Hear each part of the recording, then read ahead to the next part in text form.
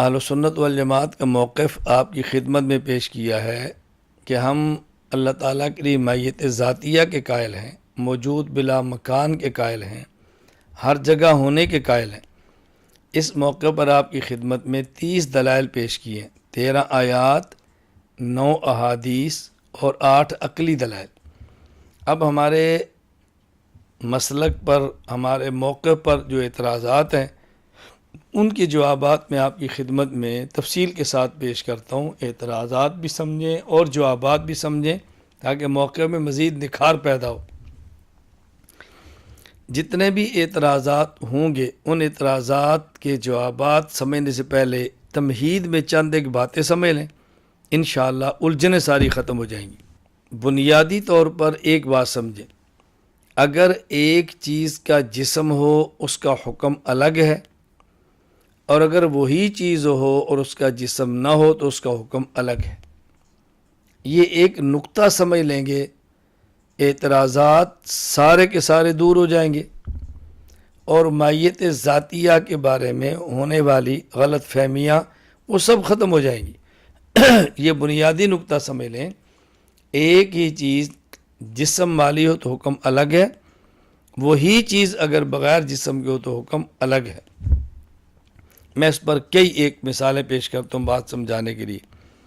مثلا اگر ایک جگہ ہے اور اس میں 10 کتابوں کی جگہ ہے، مثلا ایک کتاب کا حجم 2 انچ ہے اور اس میں آپ 10 کتابیں رکھ سکتے ہیں، 20 انچ جگہ ہے۔ اب وہاں اگر آپ ایک کتاب نکال کر قرآن مجید رکھنا چاہیں تو کیسے رکھیں گے؟ ایک کتاب نکالیں اور وہاں قرآن کریم رکھ دیں۔ مثال کے طور پہ دیکھیں، یہ الماری ہے، اس کے اندر 1 2 3 4 5 6 20 انچ جگہ ہے، 2 انچ ایک کتاب کا حجم ہے اور آپ نے 10 کتابیں رکھی۔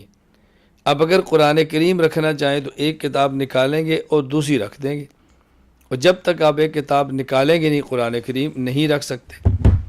لیکن یہی قرآن کریم جب انسان کے دل اور دماغ میں رکھا جاتا ہے، محفوظ ہوتا ہے، تو وہاں ایسا نہیں ہوتا کہ آپ دماغ سے کوئی چیز نکال لیں پھر قرآن رکھیں، دل سے کچھ نکالیں اور پھر رکھیں۔ وجہ وہ قرآن کریم جو مصحف کی صورت میں الماری میں رکھ رہے ہیں وہ جسم والا ہے، اور وہی قرآن کریم جو دل اور دماغ میں محفوظ ہو رہا ہے وہ بغیر جسم کے۔ تو جب جسم کے ساتھ تھا تو حکم اور تھا، اور جب بغیر جسم کے تھا تو حکم اور ہو گیا۔ مثال نمبر 2، اگر کوئی شخص بیت الخلاء میں جائے، قرآن کریم مصحف اوراق ہاتھ میں لے کر جائے، بے ادبی ہے، ٹھیک نہیں ہے۔ لیکن اگر کوئی شخص جو قرآن کا حافظ ہے اس کے سینے میں دماغ میں قرآن محفوظ ہے، وہ بیت الخلاء میں جا رہا ہے، قرآن اس کے ساتھ جا رہا ہے، یہ بے ادبی نہیں۔ کیوں؟ جو قرآن ہاتھ میں مصحف کی صورت میں پکڑا ہے یہ جسم والا ہے، اور جو دل اور دماغ میں محفوظ ہے وہ بغیر جسم کے ہے۔ جب یہی قرآن جسم کے ساتھ تھا تو حکم اور ہوا، اور جب یہ بغیر جسم کے ہوا تو حکم اور ہوا۔ مثال نمبر 3، اگر کوئی عالم، کوئی استاد سبق پڑھا رہا ہے، کرسی پر بیٹھا ہوا ہے، اور آپ نیچے قرآن کریم رکھ دیں، مصحف اور اوراق نیچے رکھ دیں، یہ بے ادبی ہے۔ لیکن اگر استاد جو حافظ نہیں، وہ کرسی پر بیٹھ کے سبق پڑھا رہا ہے اور نیچے ایسا شاگرد بیٹھ جائے جو قرآن کا حافظ ہے، اس کے دل دماغ میں قرآن محفوظ ہے، یہ بے ادبی نہیں۔ کیوں؟ جو قرآن مصحف کی صورت میں ہے وہ جسم والا ہے، وہ نیچے ہو تو بے ادبی ہے، اور وہ قرآن جو دل و دماغ میں ہے وہ بغیر جسم کے ہے۔ اگر وہ قرآن سینے اور دماغ میں رکھ کر کوئی حافظ نیچے بیٹھ جائے، یہ بے ادبی نہیں ہے۔ مثال نمبر 4، اگر کوئی شخص بیڈ پر قرآن کریم رکھے اور خدا نخواستہ اس قرآن کریم کے اوپر خود لیٹ جائے، یہ ناجائز ہے اور بے ادبی ہے، جرم ہے۔ لیکن اگر کوئی شخص ایسا ہو کہ جس کی بیوی قرآن کی حافظ ہو اور اس کے سینے میں قرآن محفوظ ہو، اور وہی شخص اپنی بیوی کے سینے پر لیٹ جائے، یہ ناجائز نہیں، یہ بے ادبی نہیں۔ وجہ کہ جو قرآن غلاف میں تھا اور مصحف کی صورت میں تھا وہ جسم والا تھا، اس کا حکم الگ ہے، اور وہ قرآن جو اس کی بیوی کے سینے میں محفوظ ہے یہ بغیر مصحف اور بغیر جسم کے ہے، اس کی حیثیت الگ ہے۔ مثال نمبر 5، اگر کسی شخص کا نکاح ایسی دلہن سے ہو جو قرآن کریم کی حافظ نہیں، وہ جب گھر کے اندر آئے اس نے غلاف میں بند کر کے قرآن کریم سینے پر رکھا ہوا ہے اور قرآن کو لے کر آتی ہے، اور یہ شخص آگے بڑھ کر جاتا ہے، اس دلہن سے قرآن لیتا ہے اور قرآن کریم کو چوم لیتا ہے، غلاف کو چومتا ہے، ادب ہے۔ لیکن اگر کسی کا نکاح ایسی عورت سے ہو جو قرآن کی حافظہ ہو، جب وہ اپنے سسرال آئے، گھر میں داخل ہو اور دلہا میاں دوڑ کر جائے اور اس عورت کے سینے کو چومنا شروع کر دے، پوچھے کیوں؟ وہ کہے کہ اس کے اندر قرآن ہے میں اس لیے چوم رہا ہوں، یہ بے تہذیبی ہے، یہ بے ادبی ہے۔ وہی قرآن جو مصحف میں تھا، مصحف کو چومیں، بے ادبی نہیں ہے، اور وہی قرآن جو بغیر مصحف کے عورت کے سینے میں ہے اس کے سینے کو چومنا شروع کر دیں کہ میں قرآن کو چوم رہا ہوں، تو بے ادبی ہے۔ کیوں؟ جب یہ مصحف والا، اوراق والا، جسم والا قرآن تھا تو حکم الگ تھا، اور جب یہ سینے میں محفوظ بغیر جسم گیا تو اس کا حکم الگ ہے۔ مثال نمبر 6، اگر کوئی عورت جو حائضہ ہو، ماہواری کی حالت میں ہو، وہ عورت جو نفاس کی حالت میں ہو بچے کی ولادت کے بعد، یا کوئی عورت جو جنابت کی حالت میں ہو، کوئی مرد جنابت کی حالت میں ہو، وہ قرآن کریم کو پکڑے، یہ گناہ ہے، جرم ہے،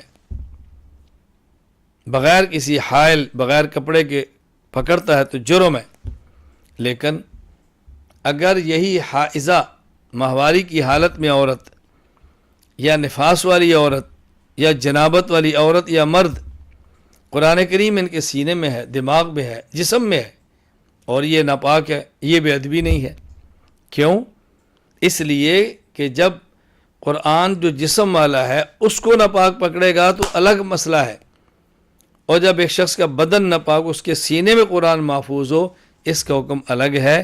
ایک قرآن جسم والا ہے اور ایک قرآن بغیر جسم کے۔ مثال نمبر 7، اگر قرآن کریم انسان کے دل میں ہے، کوئی اشکال نہیں کرتا کہ قرآن آپ کے دل کے اندر محفوظ ہے، تو کیا قرآن کا آپ کے ساتھ اتحاد ہے، قرآن کا حلول ہے، یہ ہے کیا؟ کوئی اشکال نہیں ہو رہا، کیوں؟ جسم نہیں ہے۔ اگر دو چیزوں کا جسم ہوگا پھر وہ ایک ہو جائیں تو حلول و اتحاد کے سوال پیدا ہوتے ہیں، اور اگر ایک چیز کا جسم اور ایک کا نہ ہو تو پھر حلول اتحاد کے سوال پیدا نہیں ہوتے۔ مثال نمبر 7، یہ میں نے 7 مثالیں آپ کے سامنے پیش کی ہیں، یہ بات سمجھانے کے لیے ایک بنیادی نقطہ ذہن نشین فرما لیں۔ ایک چیز کا اگر جسم ہو تو حکم الگ ہے، اور اگر اس کا جسم نہ ہو، بغیر جسم کے ہو تو حکم الگ ہے۔ اب آپ اعتراضات اور جوابات سمجھیں۔ معروف اعتراض غیر مقلدین کا یہ ہے، جب آپ کہتے ہیں کہ اللہ تعالیٰ ہر جگہ پر ہے، وہ جھٹ بولتے ہیں، کیا بیت الخلاء میں بھی ہے؟ الیاذ باللہ۔ کیا سلمے میں بھی ہے؟ کیا فلاں جگہ بھی ہے؟ اب اس پر بندہ خاموش ہو جاتا ہے۔ اگر کہے نہیں ہے تو تمہارا دعویٰ تھا اللہ ہر جگہ ہے، وہ دعویٰ ٹوٹ گیا۔ اگر آپ کہتے ہیں ہے تو انسان کی زبان جل جائے، کیسے کہے کہ اللہ تعالیٰ بیت الخلاء میں ہے؟ انسان کہہ نہیں سکتا، کیسے کہے؟ تو وہ فوراً یہ جھٹ سے سوال کرتے ہیں، بتائیں اللہ تعالیٰ بیت الخلاء میں ہے یا نہیں۔ اب آپ اس کے جوابات سماعت فرمائیں۔ اس تمہید کے بعد جواب سمجھنا بہت آسان ہوگا۔ ہم نے کہا یہ اعتراض تب ہوگا جب اللہ تعالیٰ وجود بمعنی جسم کے ساتھ ہو، بغیر جسم کے معنی تو کوئی اعتراض نہیں۔ جس طرح قرآن کریم کو بیت الخلاء میں لے کر جائیں تو اعتراض ہے، لیکن اگر حافظ کے سینے میں اور حافظ بیت الخلاء میں چلا جائے تو کوئی اعتراض نہیں۔ مجھ سے غیر مقلد نے پوچھا کہ اللہ تعالیٰ بیت الخلاء میں بھی ہے؟ میں نے اسے پوچھا تم قرآن کے حافظ ہو؟ کہا جی ہاں۔ میں نے کہا قرآن تمہارے سینے میں موجود ہے؟ کہا جی نہیں۔ میں نے کہا محفوظ ہے؟ کہتے جی ہاں۔ میں نے کہا تو صحیح غیر مقلد ہے. کہا جی وہ کیسے؟ میں نے کہا جس میں عقل کا ذرہ نہ ہو وہ صحیح غیر مقلد ہوتا ہے. کیا مطلب؟ میں نے کہا جب محفوظ موجود نہیں تو محفوظ کیسے؟ بھئی پہلے چیز موجود ہوتی ہے تو پھر محفوظ ہوتی ہے. کوئی بندہ کہ میری جیب میں پیسے موجود نہیں لیکن محفوظ ہیں، میرے گھر میں گندم موجود نہیں لیکن محفوظ ہے، کیسے ہو سکتی ہے؟ پہلے موجود ہوگی تو محفوظ ہوگی نا. جی مجھے سمجھ آ گئی بات. میں نے کہا الحمدللہ. میں نے کہا تمہارے سینے میں قرآن موجود ہے؟ کہا جی ہاں. میں نے کہا بیت الخلاء میں قرآن کو لے کر جانا جائز ہے؟ کہا جی نہیں. میں نے کہا تم بیت الخلاء جاتے ہو؟ کہا جی ہاں. میں نے کہا جب تم بیت الخلاء میں جاؤ سینہ پھاڑ کے قرآن باہر رکھ کے پھر جاتے ہو؟ کہا جی نہیں. میں نے کہا کیوں؟ کہا جی میرے سینے میں قرآن موجود ہے مگر بغیر جسم کے ہے. میں نے کہا اسی طرح اللہ ہر جگہ موجود ہے مگر بغیر جسم کے. دوسرا جواب سمجھو. دیکھو رمضان المبارک ہر جگہ موجود ہے لیکن بغیر جسم کے ہے. اب اگر کوئی پوچھے جی رمضان برکت والا ہے؟ جی ہاں. بیت الخلاء میں بھی ہے؟ جی ہاں. تو بیت الخلاء میں برکت کیسے؟ ہم انہیں کہیں گے دیکھو ایک چیز جسم والی ہو تو حکم الگ ہے، بغیر جسم والی ہو تو حکم الگ ہے. جس طرح رمضان برکت والا ہے اور ہر جگہ پر ہے بغیر جسم کے ہے، اللہ کی ذات ہر جگہ پر ہے اور بغیر جسم کے. میں بحرین میں تھا، مجھے غیر مقلد ملا، رمضان کا مہینہ تھا، تو مجھے کہتا جی کیا اللہ بیت الخلاء میں بھی ہے؟ میں نے کہا مہینہ کون سا ہے؟ کیا رمضان والا؟ میں نے کہا رمضان ببرکت ہے.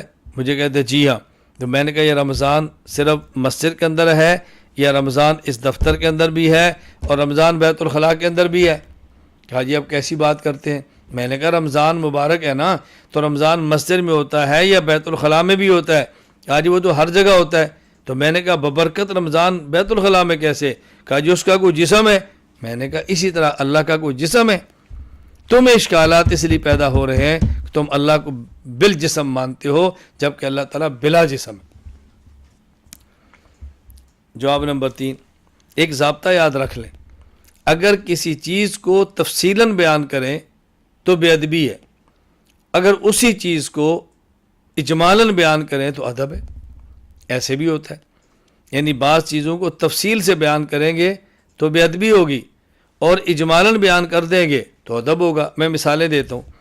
قرآن کریم سورۃ الاحزاب آیت نمبر 72، وَحَمَلَهَا الْإِنسَانُ إِنَّهُ كَانَ ظَلُومًا جَهُولًا. انسان نے اس بوجھ کو اٹھایا، انسان بڑا ظالم اور نادان ہے. اب اگر کوئی شخص کہ جی سب سے پہلے انسان کون تھے؟ آدم. سب سے افضل انسان کون ہے؟ رسول اللہ صلی اللہ علیہ وسلم. کوئی جی قرآن تو کہہ رہا ہے انسان ظالم ہے اور انسان نادان ہے. کیا تم صحابی کو، نبی کو کہہ سکتے ہو؟ نہیں کہہ سکتے. تو یہ کہنا کہ انسان نادان ہے یہ ٹھیک ہے، اور ایک ایک انسان کو تفصیلاً کہے نادان تو یہ صرف بے ادبی نہیں ہے بلکہ کہ کفر بھی آ جائے گا.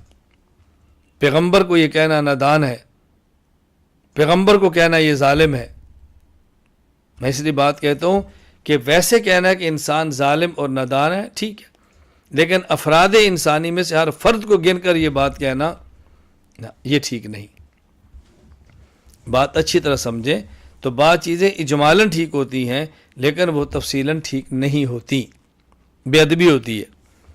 دوسری مثال سمجھیں، کوئی شخص نکاح پڑھاتا ہے اور بڑے خاندان کی بیٹی ہے، باپ اپنے داماد سے کہہ دے یا نکاح خان مولانا اس بچے سے کہہ دیں بھی اس بچی کے حقوق کا خیال کرنا ادب ہے، بہت اچھی بات ہے، تہذیب ہے. لیکن ایک ایک حقوق کو گنوانا شروع کرے، اس بچی کے ساتھ یہ بھی کرنا، یہ بھی حق ہے، یہ بھی حق ہے، مجھے وہ حقوق گنواتے بھی حیا محسوس ہوتی ہے. کیسے ہو سکتا ہے؟ یہ کہنا کہ اس دلہن کے حقوق ادا کرنا بہت اچھی بات ہے اور حقوق گنوانا شروع کریں، وہ بھی مجمع میں، مسجد میں، مرد بھی سن رہے ہیں عورتیں بھی سن رہی ہیں اور ایک ایک حق گنوائیں، اس کا یہ بھی حق ہے، یہ بھی حق ہے، یہ خلاف ادب ہے. مثال نمبر 3، کوئی شخص یہ کہے کہ سر کے بال سے لے کر پاؤں کے ناخن تک پورے جسم کا خالق اللہ ہے، ادب ہے. اب ایک ایک عضو کا نام لینا شروع کرے، سر کا خالق، سینے کا خالق، پیٹ کا خالق، اگلے اعضاء کو گننا شروع کرے اور مجمع عام میں شروع کرے، مرد بھی سنیں عورتیں بھی سنیں، یہ بے ادبی اور بد تہذیبی ہے۔ مثال نمبر 4، کوئی شخص یہ کہے ہر چیز کا خالق اللہ ہے، ادب ہے، اور چیزیں گننی شروع کرے، مسجد میں بیٹھا ہو، قرآن کریم سامنے ہو، تفسیر ہو رہی ہو، اور کہ جی پخانے کا خالق بھی ہے، پیشاب کا خالق بھی ہے، یہ بے ادبی ہے۔ تو بعض چیزیں ایسی ہیں تفصیلاً بیان کریں تو بے ادبی ہے، اجمالاً بیان کریں تو ادب ہے۔ اسی طرح یہ کہیں کہ اللہ ہر جگہ ہے، یہ ادب ہے، اور جگہ گنوانی شروع کریں، یہ بے ادبی ہے۔ اور بعض اتنے بد تہذیب ہوتے ہیں، وہ یوں کہنا شروع کرتے ہیں اللہ ہر جگہ پر ہے، دیکھو کہ میری کرسی کے نیچے تو نہیں ہے، الیاذ باللہ الیاذ باللہ۔ انسان کو اپنے ایمان کا جائزہ لینا چاہیے، میں کون سے جملے کہہ رہا ہوں۔ تیسرا اعتراض سے پہلے ایک چھوٹی سی تمہید سمجھ لیں۔ وہ تمہید کیا ہے؟ ایک ہوتا ہے اتحاد اور ایک ہوتا ہے حلول۔ دو چیزوں کا ایک ہونا کہ ہر ایک کا وجود باقی رہے، اتحاد ہے۔ جیسے آپ آملیٹ بنائیں، دو یا کئی ایک چیزوں کا ایک ہونا، اس طرح مل جانا، دو یا دو سے زائد چیزوں کا اس طرح مل جانا کہ ہر ایک کا وجود باقی رہے، اتحاد ہے۔ مثلا آپ نے آملیٹ بنایا، انڈا، ٹماٹر، پیاز، ہری مرچ، گھی، بہت ساری چیزیں ڈالی، ان کو ایک کر دیا، ہر ایک کا وجود بھی ہے۔ اور دو یا دو سے زائد چیزوں کا اس طرح ایک ہو جانا کہ ایک کا وجود ختم ہو جائے، یہ حلول ہے۔ مثلا دودھ میں چینی کو ڈالا، چینی اپنا وجود ختم کر کے دودھ کے اندر مل گئی، تو یہ حلول ہے۔ ایک ہے اتحاد اور ایک ہے حلول۔ اعتراض کیا ہے؟ جب آپ اللہ کو ہر جگہ مانتے ہیں تو اللہ ہر جگہ ہے، تو اللہ کا جگہ کے ساتھ اتحاد ہے یا حلول ہے؟ جواب، ہم نے کہا ہر جگہ ہے، اتحاد بھی نہیں، حلول بھی نہیں، اس لیے کہ اتحاد اور حلول یہ صفت جسم کی ہے، اللہ جسم سے پاک ہے۔ یہ سب اعتراضات کی بنیاد یہی ہے کہ لوگ شاید اللہ تعالیٰ کو جسم کے ساتھ مانتے ہیں جبکہ ہم اللہ کو جسم سے پاک مانتے ہیں۔ اعتراض یہ بھی معروف اعتراض ہے، لوگ سمجھتے ہیں بڑا علمی اشکال ہے۔ اعتراض کیا ہے کہ جب آپ اللہ تعالیٰ کو ہر جگہ مانتے ہیں تو جو اعتراض اللہ کو عرش پہ ماننے سے ہوتا تھا وہ ہر جگہ پر ماننے سے بھی ہوگا۔ آپ نے کہا جی عرش پر مانے تو عرش مکان، اللہ مکین، مکان مکین سے بڑا ہے، تو ہر جگہ پہ مانے گے تو جگہ مکان، اللہ مکین، مکان مکین سے بڑا ہے، تو وہاں تو ایک اعتراض سے ہزاروں اعتراض ہو جائیں گے۔ توجہ سے بات سمجھیں۔ جواب دیکھیں، ہمارا نظریہ کیا ہے؟ اللہ موجود بلا مکان ہے، اللہ موجود بلا مکان ہے، اللہ موجود بلا مکان، بلا جسم، بلا جہت ہے۔ اس کو سمجھانے کے لیے عوامی تعبیر اختیار کرتے ہیں کہ اللہ ہر جگہ ہے، نہ ہم کہتے ہیں اللہ ہر جگہ پر ہے، نہ کہتے ہیں اللہ ہر جگہ میں ہے، ہم کہتے ہیں اللہ ہر جگہ ہے، موجود بلا مکان ہے۔ اچھی طرح بات سمجھ لیں، یہ لا مکان کی تعبیر ہے، اللہ مکان سے پاک ہے۔ جب مکان ہی سے ہم نے پاک مان لیا تو پھر یہ اعتراض آپ نے کیسے کر دیا کہ جی مکان محیط ہے اور مکین محاط ہے؟ ہم تو لا مکان مان رہے ہیں، کسی مکان میں مان ہی نہیں رہے۔